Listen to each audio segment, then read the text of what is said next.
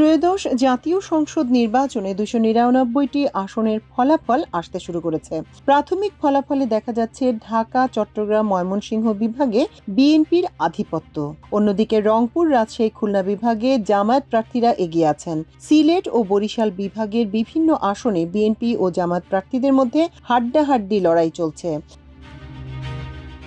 জামায়াত সূত্র দাবি করেছে প্রাথমিকভাবে 175টি আসনের দিকে তাদের দৃষ্টি নিবদ্ধ, কারণ এসব আসনের বেশিরভাগে হয় তারা এগিয়ে আছে, নয়তো কখনো এগিয়ে যাচ্ছেন, কখনো পিছিয়ে পড়ছেন।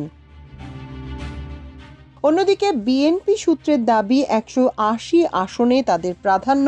জামায়াত প্রার্থীদের সঙ্গে দেশের বিভিন্ন আসনে তাদের প্রার্থীদের তীব্র প্রতিদ্বন্দ্বিতা চলছে, তবে প্রাথমিকভাবে সংখ্যায় বিএনপি প্রার্থীরাই এগিয়ে আছেন।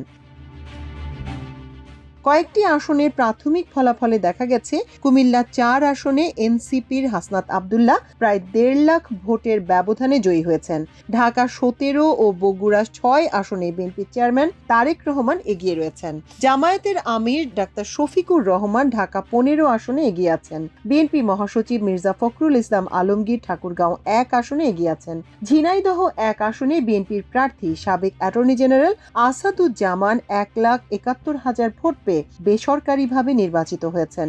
এনসিপির সদস্য সচিব আক্তার হোসেন রংপুর থেকে নিশ্চিত বিজয়ের পথে রয়েছেন। সাবেক চাঁপাইনবাবগঞ্জের 3টি আসনে জামায়াত প্রার্থীরা নিশ্চিত বিজয়ের পথে। অন্যদিকে ভোলা 1 আসনে বিপুল ভোটে এগিয়ে আছেন বিএনপি জোটের আন্দালিব রহমান পার্থ। 114টি কেন্দ্রের মধ্যে 10টি কেন্দ্রের ফল অনুযায়ী পার্থ পেয়েছেন 10,828 ভোট। তার নিকটতম প্রতিদ্বন্দ্বী জামায়াতের মোহাম্মদ নজরুল ইসলাম পেয়েছেন 3,864 ভোট। এদিকে ব্রাহ্মণবাড়িয়া 1 আসনে বিএনপি জোটের জোনায়েদ সাকি বিপুল ভোটে এগিয়ে আছেন।